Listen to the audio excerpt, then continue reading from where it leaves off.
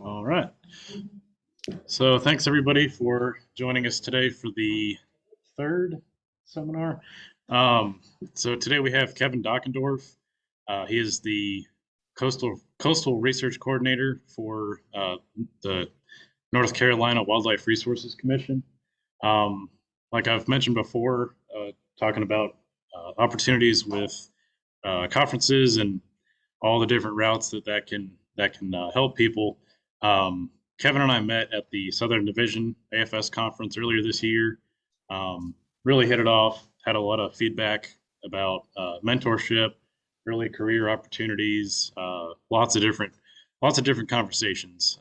So we're really glad that Kevin was able to join us today. So thanks for coming, Kevin.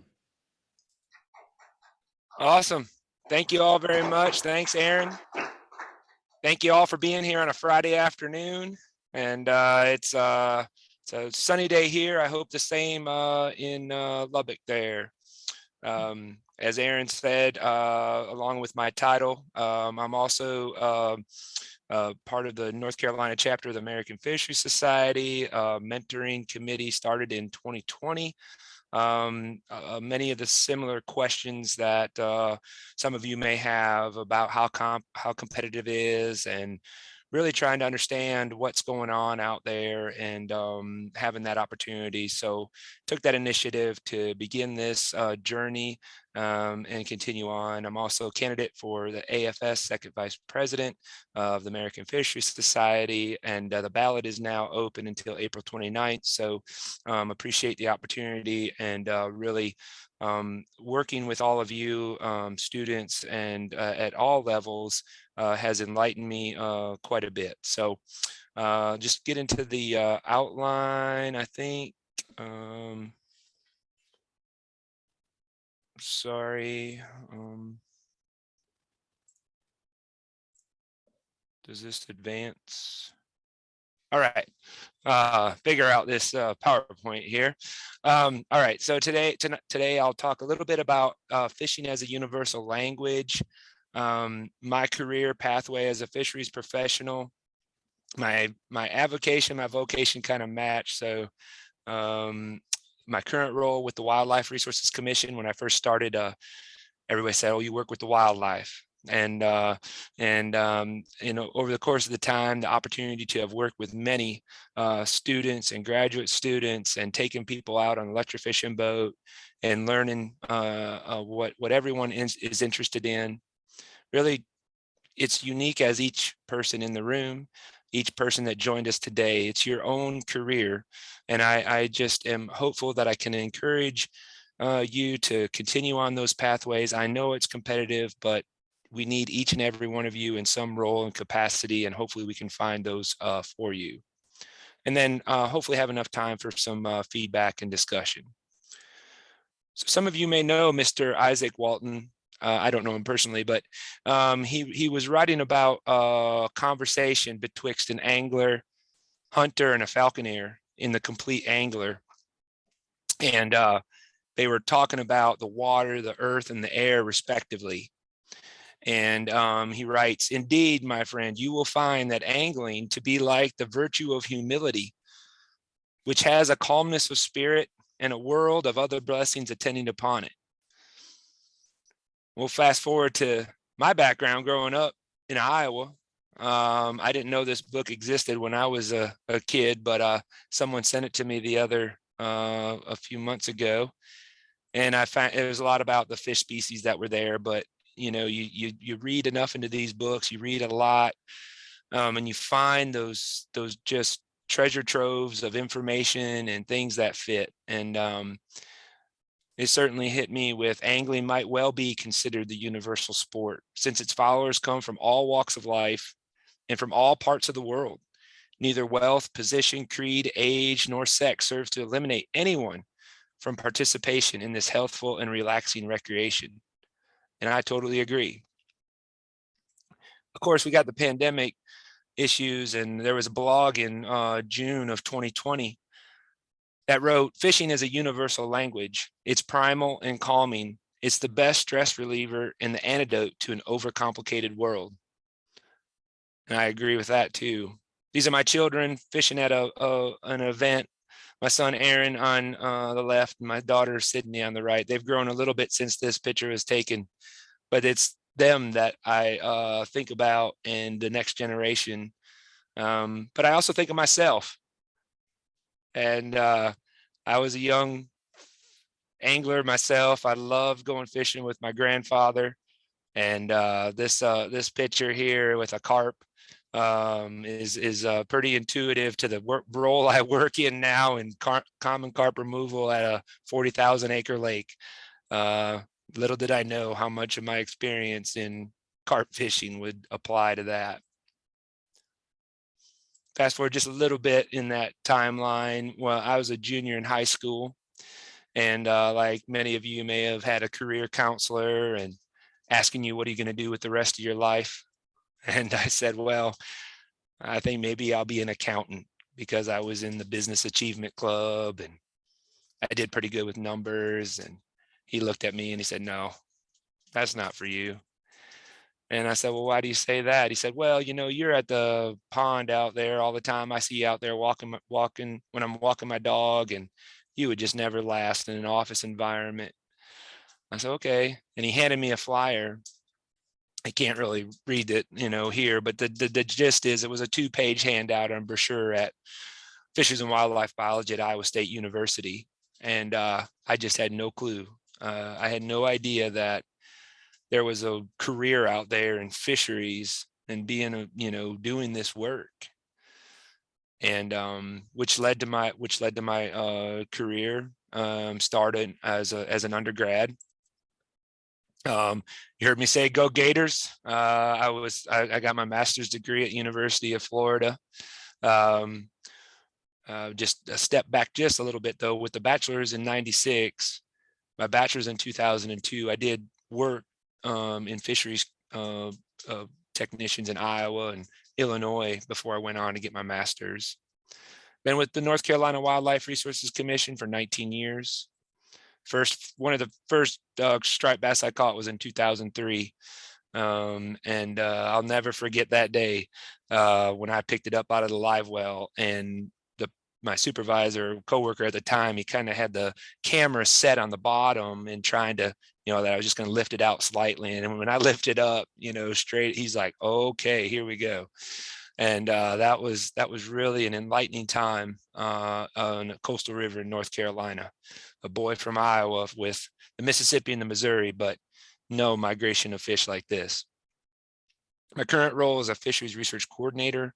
I primarily focus on resident fish in the coastal rivers, and I've been with the American Fisheries Society since 1999, and I'm a certified fisheries professional, and I renew every 5 years, and that requires continued involvement in not using previous work or efforts to do that. So it is new information every 5 years in order to be recertified.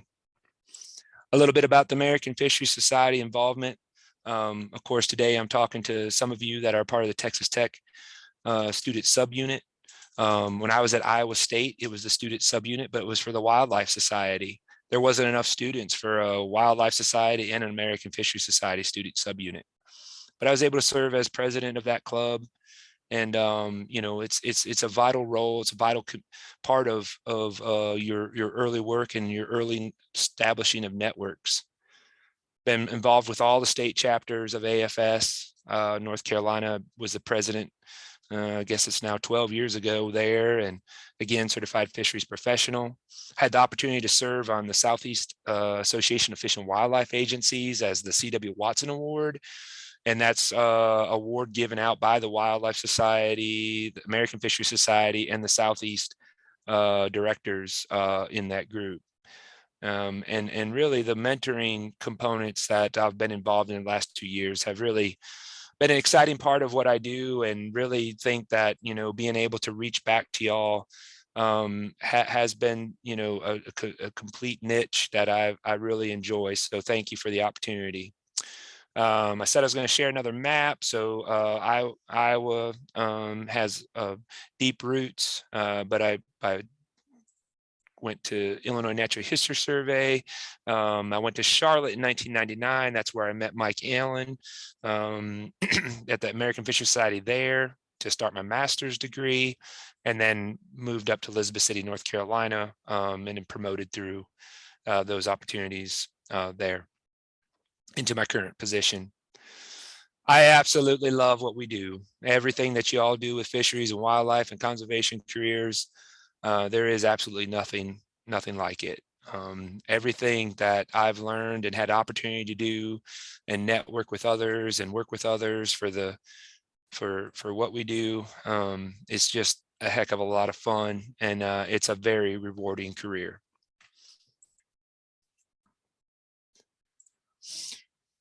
So in your classrooms, I'm sure you've seen some aspect of the Venn diagram and understanding of how the circles overlap of organisms and the environment and people.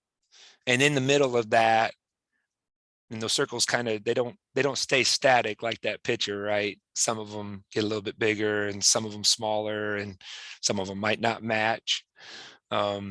Something I want to share with you is, there's an idea about stakeholders.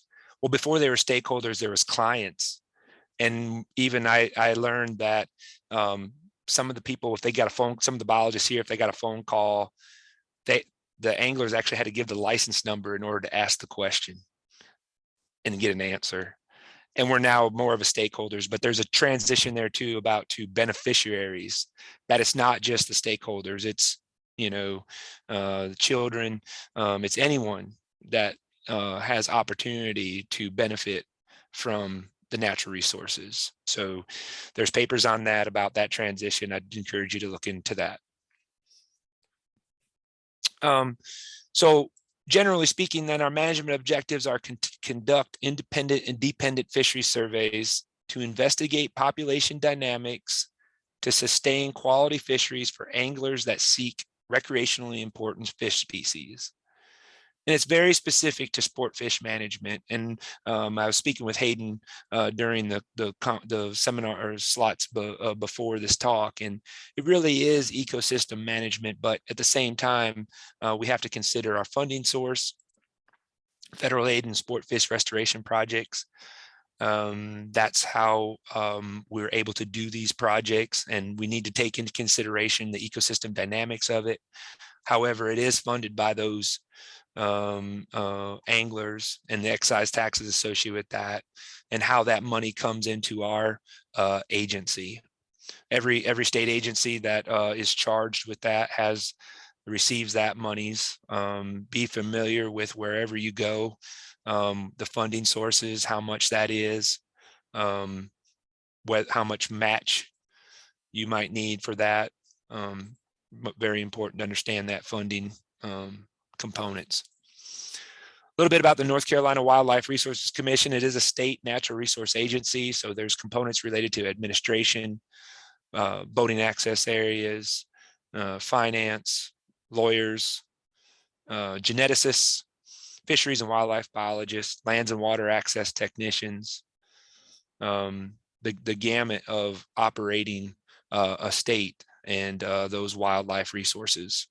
Inland Fisheries Division has about 80 staff. Of the North Carolina Wildlife Resources Commission is about 600, and that's 600 fixed positions. We cannot create another position until a position is vacated. We do hire for temporary positions, but that's on a contract basis, and those are considered as third-party contractors and not really an employee of the agency. We worked hard to any internal position the best we could to make them all external, because what we found out is some of the temporary positions, even though you work side by side by a permanent staffer, if it was listed as internal only, it could only be applied for by permanent staff. And so we worked really hard to make sure that external positions were all external, so that both temporary and permanent staff could apply for those positions. As a commission, it is a board. We have 19 commissioners that how things are determined and work through in the business sense. Commissioners meet regularly about every 2 months. We are based on a district philosophy of 9 districts across the state. In 1947, when the commission was created, it was 9 commissioners, and each commissioner was responsible for a district, broken out as you've seen. And there's coastal region, Piedmont region, and mountain region, east to west. And each one of those regions has 3 districts. And then as time went on, the governor and the House and the Senate also wanted to have at-large commissioners and voices in the commission. So we've got 19 individuals. We operate on a budget that also has endowment fund, and only the interest of that endowment fund can be spent. And no more than 25% of that interest can be spent on any one project without unanimous consent of all 19 commissioners. So just about 25% of that interest is spent in any one year. We also have a rulemaking process. It involves the public early on. There's multiple stepwise progressions through that.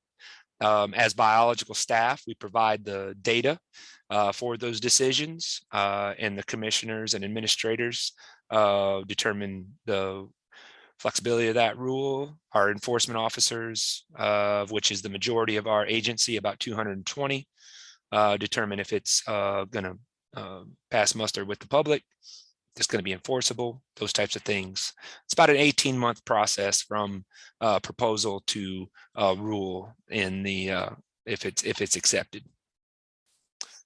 By and large, you know, our role is to sustain fisheries for generations of anglers, so they can continue to fish for years to come. And in generations, it's all generations. Everyone, as the statement in the Iowa quote said, it's for anyone, and all generations we provide for, present and future. So 2020, 30 years after that flyer, and I'll tell you, when I read that number, I've had to do the math a couple of times, but as Hayden says, because math. Yeah, 30 years have passed since that flyer was handed, and I've had great opportunities throughout that time. And during a meeting at the chapter meetings, a student came up and asked, what do I need to do more to be a biologist? And I said, well, you know, what are you doing? And I heard and I listened. I said, yep, sounds like you're doing all you need to do. And, you know, well, it just seems so competitive out there. What more could I do? I said, well, I said, when I was at Iowa State, I was told that, you know, when you graduate with a degree, you know, about 1 person of every 3 positions will have a degree. So I was like, I was kind of already aware it was competitive, but the person said to me, I don't think you really understand how competitive it is. So plus COVID didn't help matters any without having a chance to get experience and all those things. And it made me think, you know, what would I do in that situation where all those experiences that I had opportunities for, what would I have done? What could I share?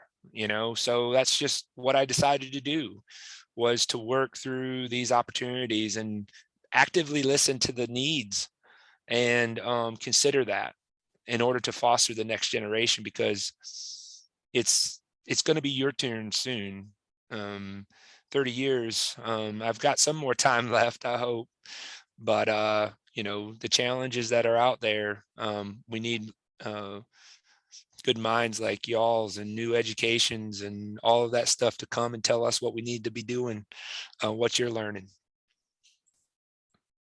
So I can also provide experiences from both sides of the interview table. And there's a lot of steps that really are a part of a application process or a position vacancy. And someone like me, I really think about the deep research aspects of things and trying to figure out steps.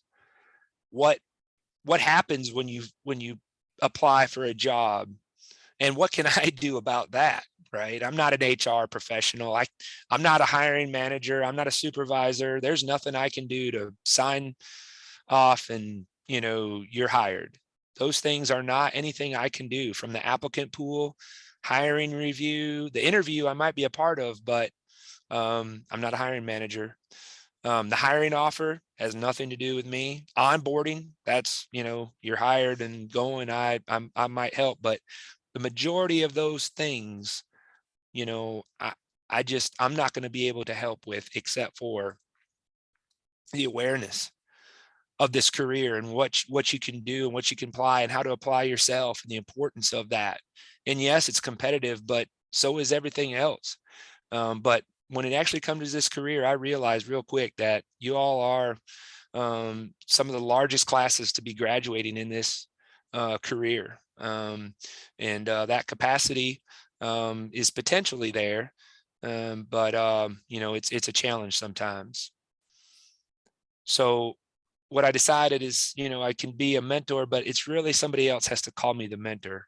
I can't really call myself a mentor and say, hey, I'll be your mentor. You have to make that decision if I've been a mentor to you.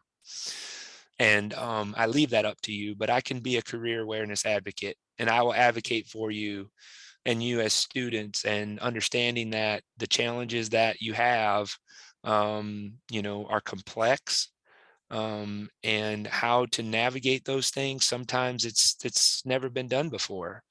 But I'm here to listen. I'm here to just give a perspective, and encourage you to continue to live your dream, because I'm doing what I wanted to do. And it's perseverance, it's fortitude, it's all those things, but you also have to put work in, right?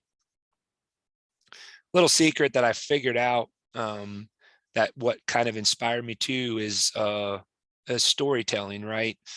Everybody has their story. We all come to a decision point that we've made, and we have the opportunity to weigh those decisions. It's all our decision. And I don't know if many of you know the series about Choose Your Own Adventure.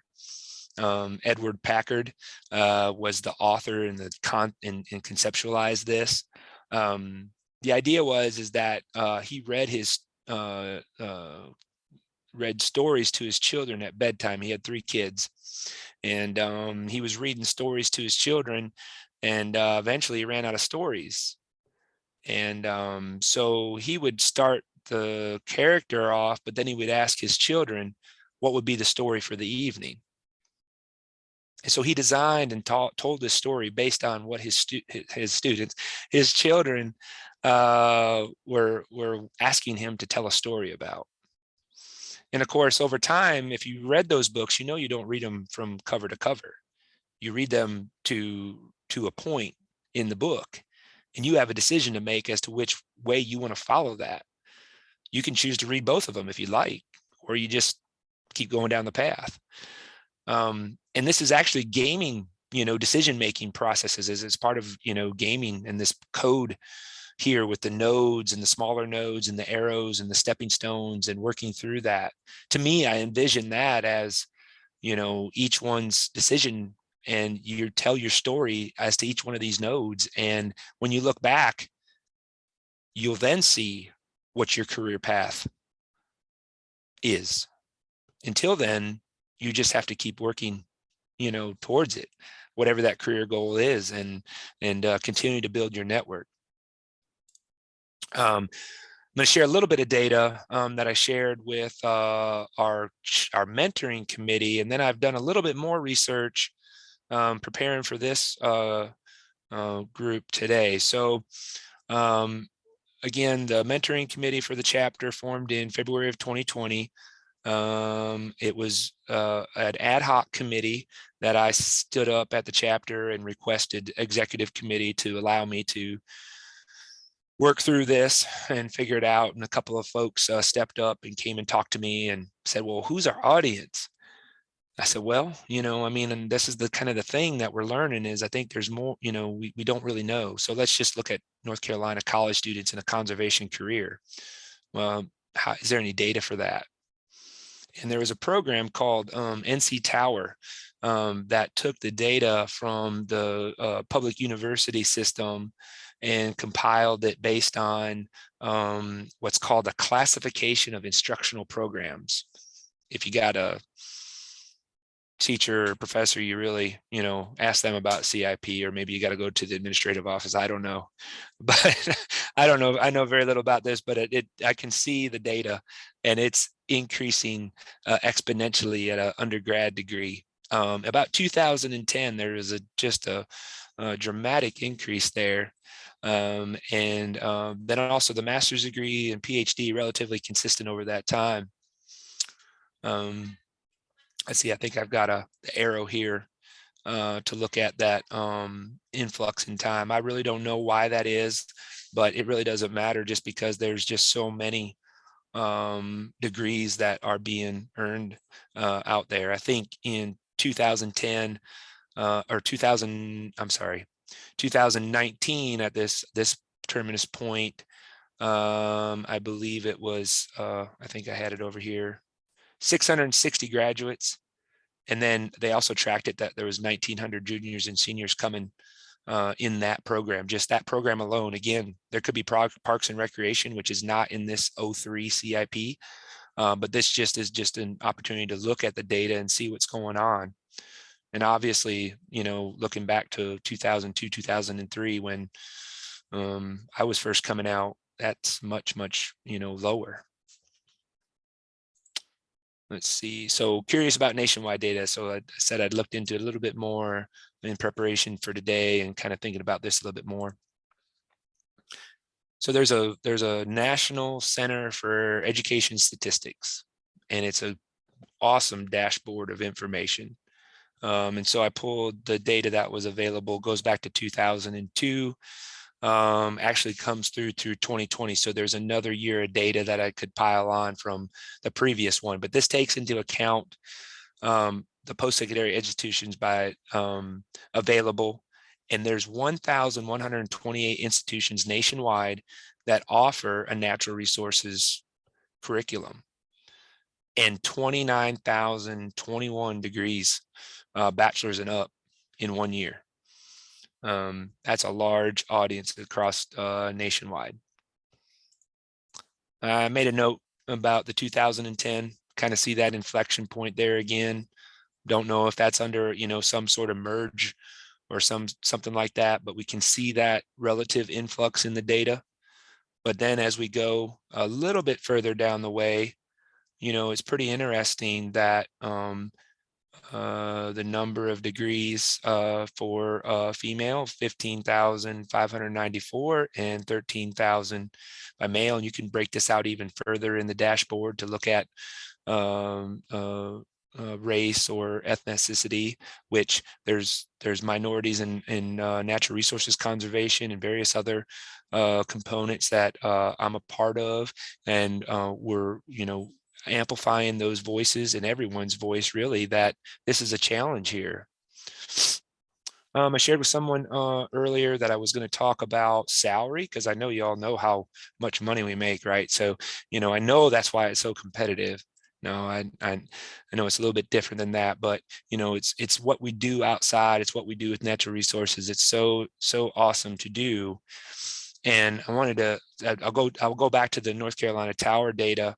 And what they do is they track those graduates, and you're able to do a little bit of, look at the 2010, 2011, and expand that over time for those people that respond back to the survey. I mean, the data is only as good as the survey respondents, right? So thanks to those people that did respond as to if they received a degree as a bachelor's student, as a master's student, and as a PhD student, and you see that relative influx of salary at year one after graduation, and then over time, how those salaries increase, but somewhat,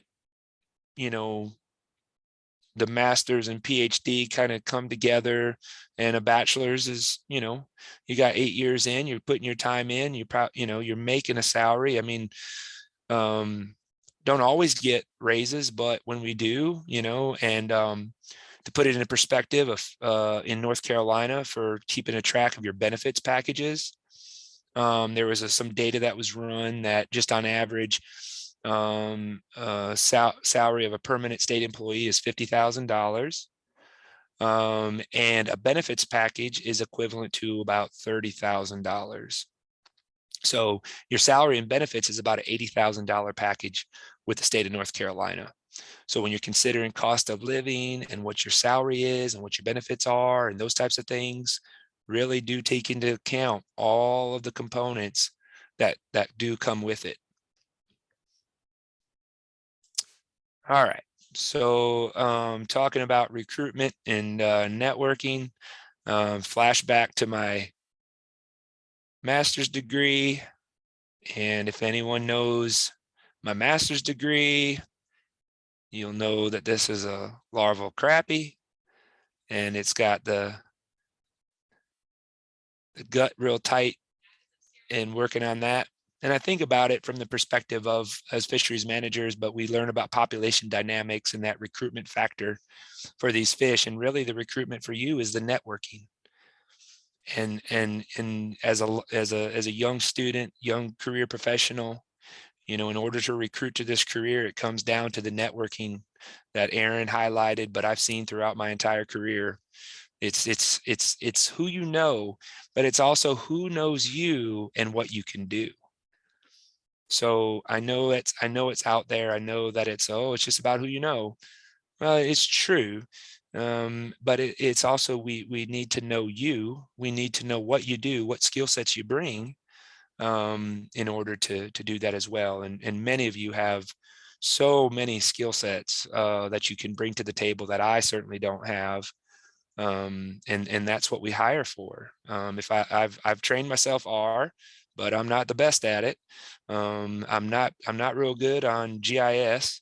We've got really good people in our agency that do that, and I'm thankful for that. And but I strive to support, advocate, help with those connections, and showcase what you can do. And I like to amplify that and show that off if I can, and make people realize that that's who you are, and that's what you bring to the table.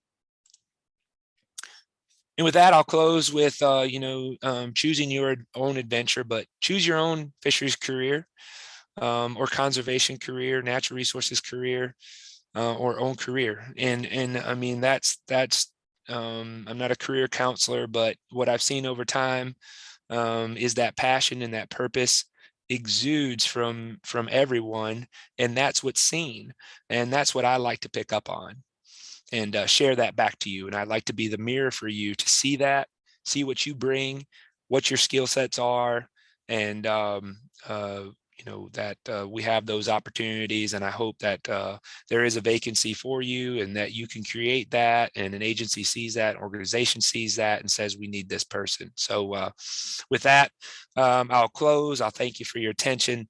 And if there's any time for questions and feedback, I'd be glad to entertain it.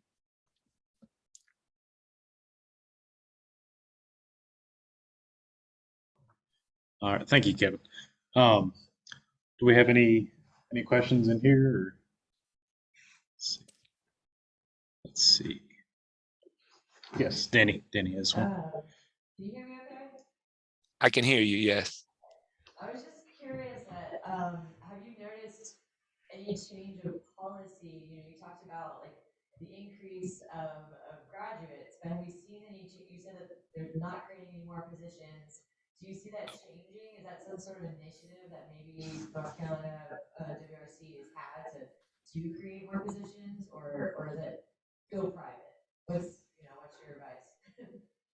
Yeah. So the question, if I heard you correctly, was for North Carolina and the relatively fixed positions that we have in our agency, and if there's opportunity for those to expand. Is that? Yeah. Okay.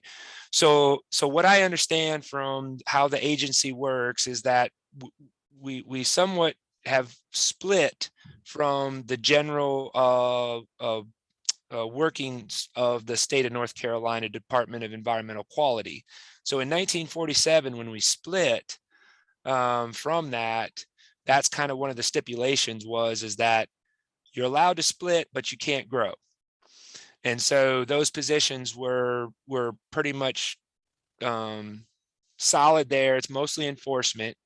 The one thing that we do is we do try to make more temporary positions. I think we got a total of 50 temporary positions, 25 in fisheries and 25 in wildlife, or somewhere thereabouts. But again, those are those contract positions. And then when there are vacancies available, the positions go into the director's office. For if there's a position that, say, the director's office wants to create, but they're unable to until there's an available vacancy. So recently, for example, there was a vacancy and now there's a safety officer position. That's a second safety officer position. And so it just depends as to what's on the horizon for the commission. What are the conservation geneticist, for example, was a created position, but it had to have a vacancy first. And we're one of the first agencies to have a conservation geneticist in the Southeast at that level. So to answer your question, for North Carolina specifically and the Wildlife Resources Commission, we are somewhat fixed, but I do believe that the opportunities that are expanding are included in the cooperative units. I believe there was a number of cooperative unit positions that they're aggressively pursuing to fill. And of course, that's at academic level, but those academic positions will need to have research assistants and permanent technicians and those types of things. So, I think there's always opportunity to expand and work that way. But what my goal is that any vacancies that I'm aware of that I can help someone that is actively pursuing a particular position, and then try to help, other professionals realize that they could help too, and help other students find and navigate these buoys, because it's a challenge out there. Any other questions in here? I think that was definitely a good point too, which you mentioned about networking, how it goes both ways. Like you and I have talked about it, each kind of having the networks, and sometimes they definitely overlap, as you and I have seen in particular. And obviously, it's definitely is quite a small field, and everybody knows each other, and for better or for worse, definitely important to keep that in mind. Right. Yeah, exactly. And I see there's a question. I just make the comment that I think that, the network component is every career, and who knows you and knows what you can do. That's a big part of it. And working towards creating positions is also about what skill sets are out there that maybe we're missing and we just don't know it. So keep up the good work. Keep letting us know, saying, hey, this is academics, we're adding this. Have you considered this? Yeah, I had a question about kind of going off of Danny's question. Yep. The Recovering America's Wildlife Act. I've asked almost every speaker now, but no, I was wondering if you have any insight, or if you know kind of how the department or the state of North Carolina will kind of divvy out that information, or have there been talks about how that will be allocated? Yeah, great question. And I'll give you my perspective. And, it comes from our agency being very proactive in sharing with our staff as to what it means for us as this RAWA progresses. And it's very critical, obviously, and the amount of federal money that's to be available and what the levels that it's going to improve to is just tremendous. So sport fish restoration dollars, I'll just kind of come back to that for a second, that sport fish is a 75-25%. Federal dollars come in, you match it with a dollar. Every $3, you have to have a state dollar to match that. So in some cases, if your state dollars aren't enough, you don't get all that money. You actually have to turn federal dollars back. And North Carolina has had to do that in the past for sport fish dollars that were provided to North Carolina. We didn't have enough state match. So we actually had to give federal dollars back. So now take that in consideration with RAWA. It's the same concept that for North Carolina, it's looking like we'll get $25 million, but every dollar has to be matched by state funds. So we're a small, relatively small agency. And I've stated that at times we've had to turn federal aid back before because not enough state match. So there's stipulations within on how to get that match. And a lot of it's going to come down to partnerships. And so partnerships are going to be very critical because what they've allowed to do in this, as I understand it anyway, is that partners and volunteers, the hours that you donate to those projects, those volunteer hours can actually be used as match to get that federal aid in. So, and it's going to be different, but we have 80 some partners in the state of North Carolina to build off of as to how important that is.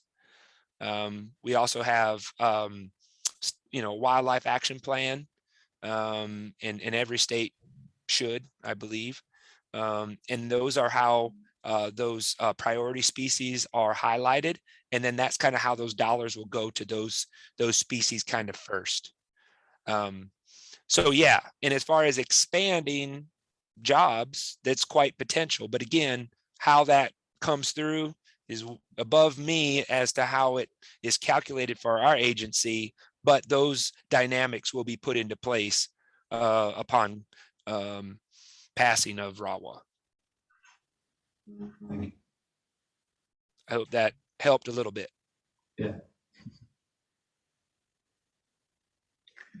Don't see any questions in the chat either. I think that's about all for the questions on our end. Did you have any kind of comments or questions for us for AFS and ANRS? Yeah. Could you all remind me what's the difference or the two groups that are today? I think it's great that you got together and worked through that. And I know I was fisheries focused, but I do think it applies. But if you wouldn't mind giving me a reminder of the two groups. Yeah. So I guess I'll let Danny kind of explain ANRS. Association of Natural Resource Scientists. So Okay. it's a general group for grad students, graduate student work that encompasses all natural resource programs. So that includes botany and plant soil science, as well as direct biology and things like that. So there's a bit more of a heavy presence with fishery interested folks today, but our seminar series covers any sort of person that we reach out to talk about either their resource or for you and was it Ralston, Leanne, yes, as well, who came and talked. So we're grateful to have you come and talk and discuss. It's always enlightening to know about different wildlife agencies as well, because we get a lot of Texas, which is great, but it's good to have other more people. Yeah. Well, thank you for that. And, in Texas, there's their HR department. David Buggs is the chief diversity officer there.